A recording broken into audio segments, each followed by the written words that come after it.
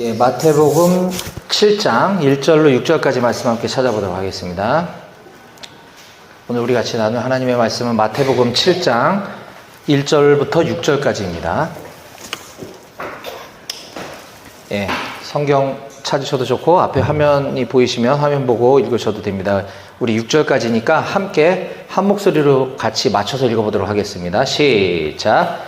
비판을 받지 아니하려거든 비판하지 말라. 너희가 비판하는 그 비판으로 너희가 비판을 받을 것이요 너희가 헤아리는 그 헤아림으로 너희가 헤아림을 받을 것이니라. 어찌하여 형제의 눈 속에 있는 티는 보고 내 눈 속에 있는 들보는 깨닫지 못하느냐. 보라, 내 눈 속에 들보가 있는데 어찌하여 형제에게 말하기를 나로 내 눈 속에 있는 티를 빼게 하라 하겠느냐. 외식하는 자여, 먼저 내 눈 속에서 들보를 빼어라. 그 후에야 밝히 보고 형제의 눈 속에서 티를 빼리라. 거룩한 것을 개에게 주지 말며 너희 진주를 돼지 앞에 던지지 말라. 그들이 그것을 발로 밟고 돌이켜 너희를 찢어 상하게 할까 염려하라. 아멘. 오늘 주신 말씀에서 제가 잠시 기도하겠습니다. 하나님 아버지 감사합니다. 오늘 사랑하는 우리 BBB 양재 모임 형제 자매님들과 함께 이 시간 모여 하나님의 말씀을 듣습니다. 이것이 루틴한 우리의 그냥 단순한 메시지가 아니라 이 시간 하나님께서 우리 공동체와 우리 각 사람에게 주시는 음성으로 듣게 하시고 그 말씀이 우리 각 사람의 삶을 변화시키고 주님께로 한 걸음 더 나아가는 귀한 시간 될 수 있도록 역사하여 주시옵소서. 모든 걸 다 주님께 맡겨드리고 감사드리며 살아계신 예수님의 이름으로 기도했습니다. 아멘. 예, 지난주에 잠깐 깜짝 방문해서 생일 축하만 받았는데 이렇게 풀로 월요 모임 참석하는 게 굉장히 오랜만인 것 같습니다. 제가 뭐 바빠서 딴짓한 건 아니고요. 지난주는 제가 이제 지구 대표 역할을 수행해야 되다 보니까 분기에 한 번씩 역삼역 모임, 강남역 모임, 삼성역 모임, 잠실역 모임을 참석을 해요. 근데 그게 이쪽에서는 뒤로 밀리고 저쪽에서는 앞으로 당겨지고 이러면서 2주가 연속으로 몰려가지고 지난주는 역삼역 모임 갔다가 지지난주에는 삼성역 모임 갔다가 이러면서 본의 아니게 우리 모임에 2주를 연속으로 못 나오게 되는 이런 일이 생겼습니다. 원래 제가 한 달에 한 번 정도만 이렇게 비울 수 있도록 이렇게 시간표를 짰는데 이게 잘 안 돼서 좀 너무너무 보고 싶었다는 얘기를 드리는 겁니다. 네, 오늘 지영자매님 간증 너무 은혜로웠고요. 네, 임기 형제님 괜찮으신 거죠? 네. 난 지영자매님 간증을 들으면서 우리 임기 형제님도 대단하다. 참 힘든 자리일 수도 있는데 저렇게 은혜로 이렇게 또 부부가 또 공동체 함께 이렇게 하는 것이 너무나 귀하고 우리들에게 또 본이 되는 것 같습니다. 하여튼 감사하고요. 우리 두 부부의 가정을 위해서 계속 좀 기도해 주시면 고맙겠습니다. 저는 꽤 오래전부터 지금 사복음서 연속 강의를 쭉 이어서 하고 있는데 우리가 이제 메신저가 풍성해지고 제가 중간에 또 다른 뭐 군선교 뭐 결과 뭐 보고도 하고 이러면서 이게 좀 많이 오래됐어요. 그래서 순서에 의해서 오늘 본문이 바로 오늘 우리에게 주신 마태복음 7장 1절부터 6절입니다. 벌써 이게 한 달에 한 번 내지는 뭐 두 달에 한 번 이렇게 돌아오는 것 같은데 이게 47번째 시간이더라고요. 그럼 횟수로 치면 우리가 코로나 훨씬 이전부터 이게 시작해갖고 지금까지 흘러오고 있는 건데 지금 우리는 산상수훈, 예수님의 산상수훈을 지나고 있고 그 중에서도 지금 우리는 예수님이 가르쳐 주신 그 산상수훈 말씀 가운데 오늘 마태복음 7장에 지금 이제 와 있는 상황입니다. 우리는 그 교회나 또는 공동체나 직장이나 뭐 가정이나 등등 각 사람이 여러 공동체에 소속되어 살아가고 있습니다. 그런데 여러 단체나 혹은 공동체라 이름할 수 있는 곳에 제법 적지 않은 갈등들을 우리가 겪으면서 살아가고 있는 것 같습니다. 그 갈등의 원인이 뭘까 생각해 볼 때 대부분은 관계의 어려움인 것 같습니다. 그렇지 않나요? 특히 우리 직장 안에 관계 어려움 없는 분 있으신가요, 혹시? 네, 뭐 있어도 손들기가 좀 민망하실 수도 있지만 아마 대부분 없지 않을까 싶어요. 위든 옆이든 아래든. 네. 근데 결국 이러한 관계 어려움은 갈등의 문제로 이제 연결되어지게 되고, 그러다 보니 또 현대인들, 특히 요즘 젊은 사원들은 이직률이 또 굉장히 높죠. 예전에 우리 어르신들은 힘들어도 참아야 돼, 끝까지 견뎌야 돼, 한 직장에 오래 있어야 돼 이랬는데, 요즘 청년들한테 그렇게 했다가는 이 견디다 못해 사고가 나는 소식들을 적지 않게 듣게 됩니다. 저희 지역 농협에서도 그런 안타까운 소식을 제가 최근에 몇 번 들었어요. 극단적인 선택을 했다는 얘기죠. 관계 어려움으로 인해서 견디지 못하고 이런 일들이 벌어지는 걸 보면서 이제는 무조건 견뎌라, 무조건 참아라 해서는 안 될 수도 있겠다라는 생각을 하게 됐고, 또 그러면 한편으로 그 관계 어려움을 어떻게 잘 극복할 것인가, 이것도 우리의 또 다른 과제로 남게 되는 것 같습니다. 근데 그 중에서 우리 이제 말씀을 통해서 또 권면할 수밖에 없는데, 이런 관계 어려움, 갈등의 문제가 비단 직장 안에서만 있느냐, 또 그렇지 않는다라는 게 또 이 안타까운 현실입니다. 우리 신앙 공동체 안에도 이런 것이 있습니다. 네. 여러분들은 못 보셨는지 모르겠지만 우리 섬기는 교회 공동체 안에도 그런 관계의 어려움들이 있고요. 제가 너무너무나 사랑하는 우리 BBB 공동체 안에도 그런 게 있었습니다. 지금도 있을 수도 있습니다. 네. 이 관계의 문제는 이게 참, 이게 뭐 영적 전쟁이다라고 그냥 단순히 치부해버리기에는 이게 너무 쉽지 않은 것 같아요. 이거 해결을 해야 될 부분인 것 같습니다. 마찬가지로 오늘 본문에서도 이 관계 갈등, 대인 관계의 문제를 이 그리스도 제자 공동체 안에서의 갈등과 제자 공동체 밖에서의 갈등의 문제를 오늘 마태복음 7장 1절에서 6절 본문이 우리들에게 다뤄주고 있는 것 같습니다. 그래서 저는 오늘 메시지의 제목을 그리스도 제자의 갈등 관계라는 제목으로 오늘 그 공동체 안과 밖에서 벌어지는 이런 갈등 문제를 어떻게 예수님께서 말씀해 주셨는지 함께 나눠보기 원합니다. 우선 마태복음 7장, 오늘은 6절까지 다루겠지만 7장 전체를 보게 되면 이게 여러 가지 다른 에피소드들로 이렇게 막 구성되어 있기 때문에 마치 시편처럼 이게 다 각각 조각조각 독립된 이 스토리로 읽힐 수도 있는데, 이것의 공통적인 흐름이 뭔가에 대해서는 이 학자마다 정리가 어렵습니다. 7장의 전체적인 주제는 뭐냐라고 정리하기 참 어려워요. 이게 단락단락이 다른 얘기를 하고 있는 것 같거든요. 근데 그나마 좀 희미하게 연결되는 연결고리를 찾아보라고 한다면 이 마태복음 7장에 흐르는 공통적인 분모는 아마 관계가 아닐까 싶습니다. 관계. 앞서 말씀드린 것처럼 그리스도 공동체 내에서의 형제 자매 간의 관계, 갈등의 관계, 또는 공동체 밖에 있는 불신자들과의 관계, 또는 하나님하고 나하고의 관계, 이런 관계라는 키워드로 마태복음 7장을 우리가 읽을 수 있는 것 같은데요. 그 중에서 오늘 이 6절까지 말씀을 한번 살펴보도록 하겠습니다. 먼저 1절부터 5절까지 말씀이 믿음의 공동체 안에서 발생하는 관계 갈등 문제에 대해서 예수님이 말씀하고 계시고, 6절 한 절은 이제 공동체 밖의 문제를 다루고 계시는 건데요. 이 1절과 5절 말씀이 믿음의 공동체 안에서의 갈등 문제라는 관점으로 저걸 봐야 된다라는 것입니다. 반대로 얘기하면 외부에 믿지 않는 불신자들에게는 해당되지 않는 말씀이다라고 볼 수 있는 거죠. 자, 그런 관점에서 1절과 2절 말씀을 우리 같이 함께 소리내서 읽어보도록 하겠습니다. 다 같이 시작. 비판을 받지 아니하려거든 비판하지 말라. 너희가 비판하는 그 비판으로 너희가 비판을 받을 것이요 너희가 헤아리는 그 헤아림으로 너희가 헤아림을 받을 것이니라. 아멘. 예, 이 부분에서 참 많은 갈등과 다툼들이 있어요. 이 본문을 가지고도. 뭐 성경에 이런 말씀만 있는 줄 아냐? 그러면서 또 다른 말씀을 가지고, 그러면 이 불의를 보고 공동체가 잘못돼 가고 있는데 가만히 있으라는 말이냐? 이런 거 갖고 또 싸워요. 그래서 또 갈등이 또 생기죠. 네.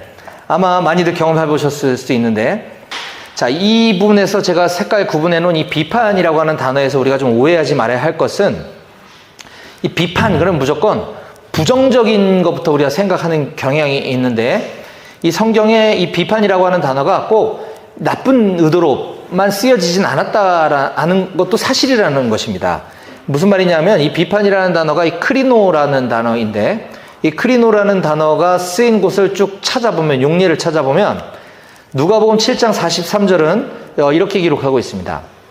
시몬이 대답하여 이르되 내 생각에는 많이 탕감함을 받은 자니이다. 이르시되 내 판단이 옳다 하시고. 아까와 뉘앙스가 좀 다르죠. 그렇죠? 예, 여기서는 판단이라고 번역된 단어가 앞서 비판이라는 단어와 같은 크리노라고 하는 단어인데, 여기서는 이 뭐 나쁜 부정적인 이미지가 아니라 그냥 그저 있는 그 상태, 어떤 사태를 파악하다라고 할 때도 이 비판 혹은 판단이라는 단어를 사용하고 있습니다. 또 누가복음 19장 22절에서는 주인이 이르되 악한 종아 내가 내 말로 너를 심판하노니 너는 내가 두지 않은 것을 취하고 심지 않은 것을 거두는 엄한 사람인 줄로 알았느냐라고 주인이 얘기하고 있습니다. 주인은 심판관의 자리에서 얼마든지 얘기할 수 있는 입장에서 이 얘기를 하고 있는 것이거든요. 즉 사람의 잘잘못을 판결할 때도 이 크리노라고 하는 비판 혹은 판단 혹은 심판 같은 단어가 쓰였다는 것을 알 수가 있습니다. 또 누가복음 22장 30절에는요.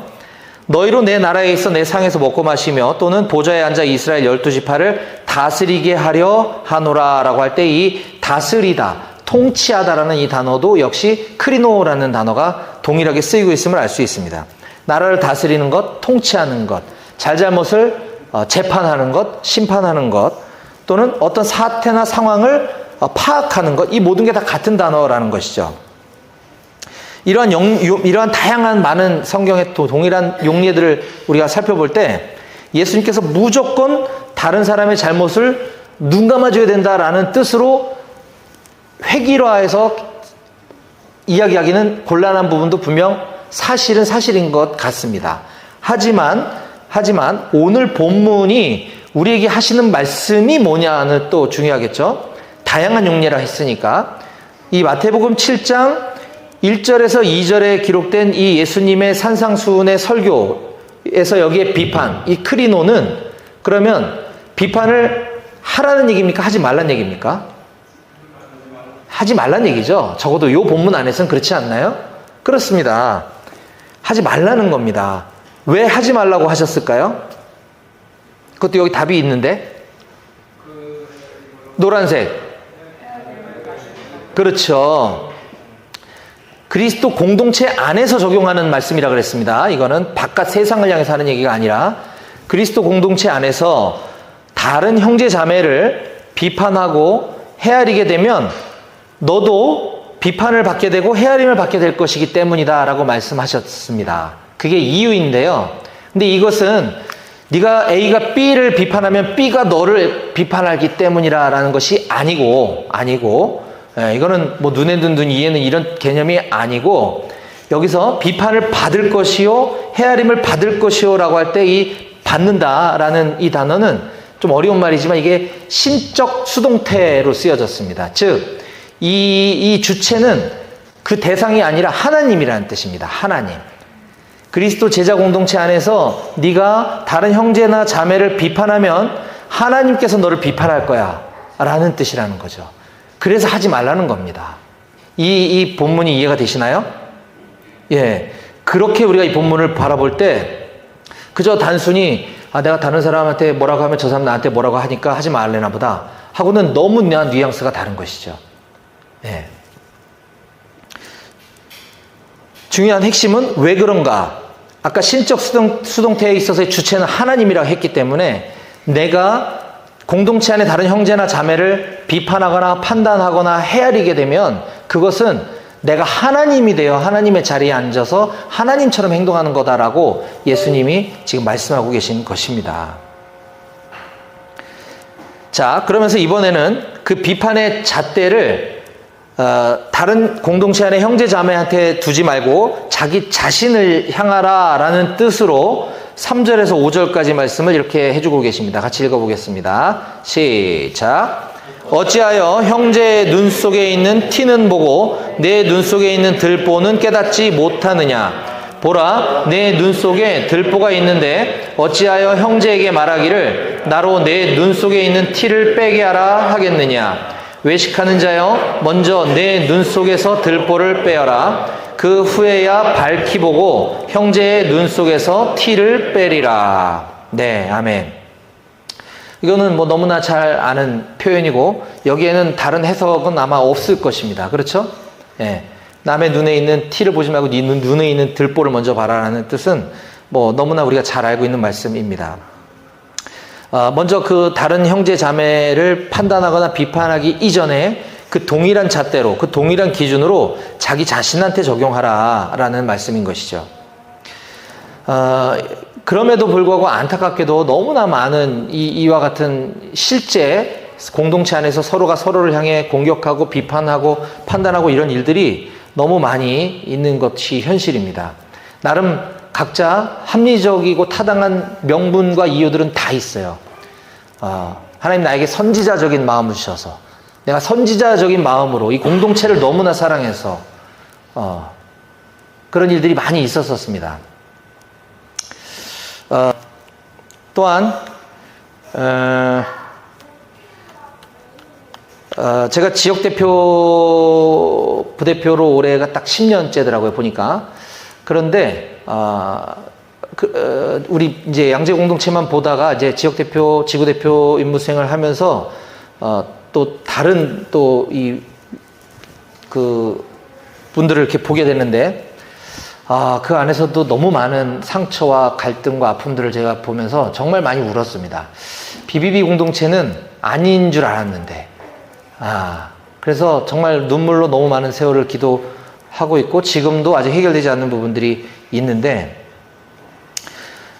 우리가 특히 우리 BBB처럼 말씀을 많이 아는 사람들이 모여있는 곳일수록 이게 더 위험하다라는 것을 깨닫습니다.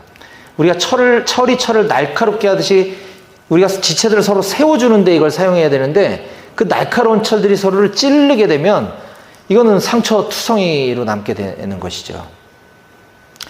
이걸 제가 얘기할까 말까 고민을 많이 하고 있는데 최근 이제 각자가 믿는 바가 좀 다르고 내가 믿는 확신이 이게 좀 지나치게 될 때 다른 사람의 행동이나 어떤 생각들을 좀 판단하고 정죄하는 부분들이 많이 있는 것 같습니다. 다른 사람 얘기해서 너무 죄송합니다.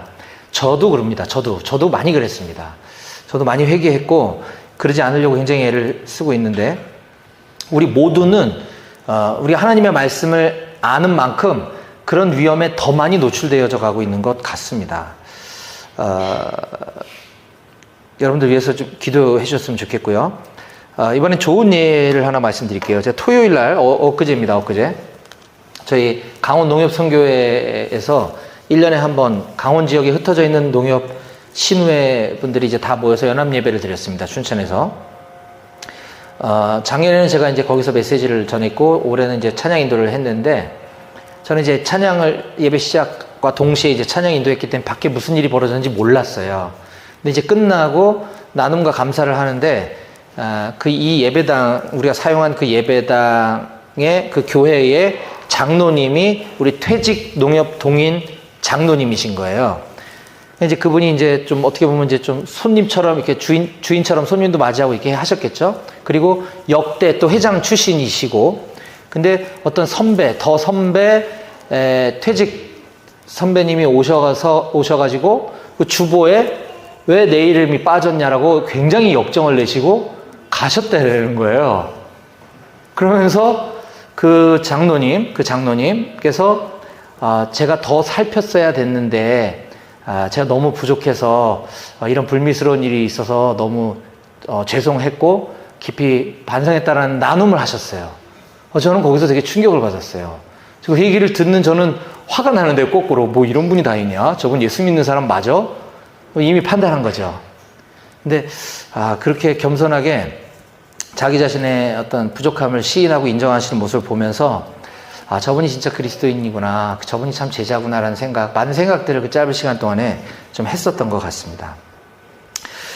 사랑하는 여러분, 우리 하나님 말씀을 열심히 묵상하고 열심히 공부합시다. 그런데 그 말씀은 나에게 철저하게 좀 적용했으면 좋겠어요. 다른 사람 생각하지 마시고 말씀 묵상이 가지고 있는 100가지, 1000가지, 10,000가지 장점이 있다면 당연히 장점이 있죠. 그런데 단점 아닌 단점을 한 가지만 들라면 말씀을 묵상하는 가운데 드는 이 자기 확신이 자칫 이게 하나님의 음성이라는 착각에 빠지게 될 오류를 범할 수 있습니다. 그런 일들을 많이 보게 돼요. 묵상하면서 주신 마음을 하나님이 주신 마음이라고 착각하면 마치 내가 선지자가 된 것처럼 공동체와 다른 사람을 비판하고 판단할 우려가 굉장히 큽니다. 에베소서 6장 17절 말씀 우리가 아는 것처럼 하나님의 전신갑주를 설명할 때 하나님의 말씀만 공격 무기로 표현하고 있죠. 성령의 검. 예. 이 성령의 검인 말씀은 우리의 영적 전쟁에서 반드시 필수적인 적을 물리칠 수 있는 공격 무기이기도 하지만 이것이 아군을 향해 휘두르게 되면 엄청난 전투력 손실을 가져올 수 있다는 것을 우리가 기억해야 합니다. 그게 말씀입니다. 말씀을 잘 다루지 않으면 큰일 난다라는 사실입니다. 다음으로 짧게 살펴볼 마지막 절 6절 두 번째 메시지는 공동체 밖에 있는 불신자와의 갈등입니다. 우리 6절 말씀 함께 읽어봅니다. 시작. 거룩한 것을 개에게 주지 말며 너희 진주를 돼지 앞에 던지지 말라. 그들이 그것을 발로 밟고 돌이켜 너희를 찢어 상하게 할까 염려하라. 네, 이것은 예수님의 말씀입니다. 예수님의 입에서 이런 말씀이 나오다니 이상합니다. 이상하지 않나요? 그럼 거룩한 거는 뭐고 진주는 뭘까요? 거룩한 것 진주. 초대교회 교부들은 이 말씀을 성찬식에 해당한다라고 이 말씀을 해석했습니다. 그래서 이 구절을 근거로 믿지 않는 사람, 세례를 받지 않은 사람은 성찬식에 참석하도록 허용해서는 안 된다라고 주장했습니다. 오늘날도 비슷한 사조는 좀 흐르고 있는 것 같아 보여요. 네. 여기서 유래된 겁니다. 그런데 이 말씀 그런 의미는 아닌 것 같습니다. 그렇지 않나요? 네. 거룩한 것, 진주는 바로 진리이신 예수님, 복음을 말하는 것이죠. 네. 그리고 개와 돼지는 그냥 이때 당시 유대인들이 통상적으로 예수님이 저런 표현을 쓰셨다고 하니까 예수님이 좀 입이 거친 애가 아니고 통상적으로 유대인들이 이방인들을 향해서 사용했던 표현입니다. 개와 돼지는요. 그렇죠? 예. 따라서 이 구절은 복음을 경멸하는 자들, 복음을 철저히 거부할 뿐만 아니라 배척하는 자들에게 더 이상 그들과 함께하지 말라 이런 뜻인 거죠. 자, 그러면 오늘날 이와 같은 불신자들에게 진리의 말씀인 복음을 전하지 말라는 뜻인가요? 그건 아니죠. 좀 전하다가 안 들으면 포기하라는 뜻인가요? 그건 아니겠죠. 그렇죠? 네, 이에 대해서 장 칼뱅은 맨 왼쪽에 있는 요한 칼빈이라고도 하고 존 칼빈이라고도 하고 장 칼뱅이랑 같은 사람입니다. 이 장 칼뱅은 이렇게 얘기했습니다. 개와 돼지는 모든 종류의 타락한 사람들 혹은 하나님과 참된 경건에 대한 경외함이 없는 사람들이 아니라 분명한 증거에 의해 하나님에 대한 냉담한 경멸을 보인 사람들. 그래서 그들의 질병이 치유될 수 없는 것처럼 보이는 사람들에게 주어진 이름이다. 그러니까 섣불리 결론 내리지 말라라는 뜻이죠. 네, 길게 얘기했지만 저 가운데 있는 사람은 초대교회 교부 중에 한 사람인 요한네스 크리소스톰이라고 하는 사람입니다. 요한네스 크리소스톰.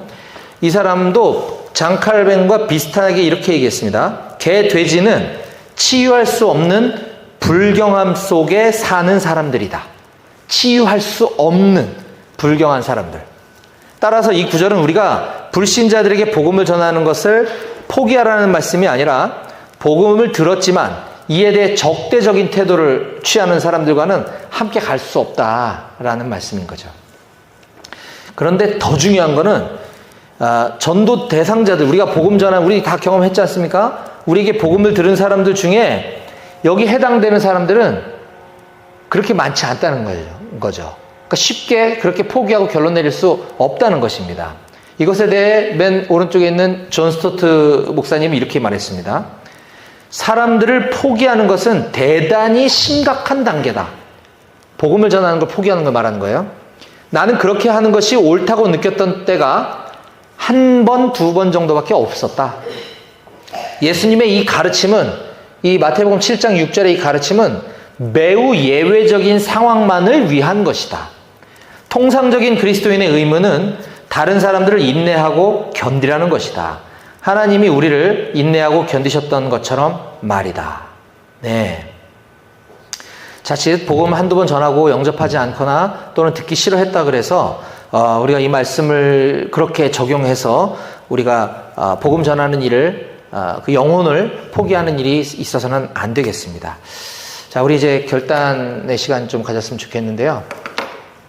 우리 찬양 아까 시작할 때 함께 불렀던 찬양 함께 부르고 우리 오늘 메시지를 통해서 우리 하나님께서 각자에게 주신 깨달은 은혜가 있다면 하나님 앞에 기도하며 나아가는 시간 가졌으면 좋겠습니다. 찬양 가사 좀 넘겨주세요. 오늘 이 자리에 모인 우리 이 찬양으로 함께 같이 부른 다음에 또는 부른과 동시에 기도하실 분들은 하나님 앞에 오늘 메시지를 가지고 기도하는 시간 갖도록 하겠습니다.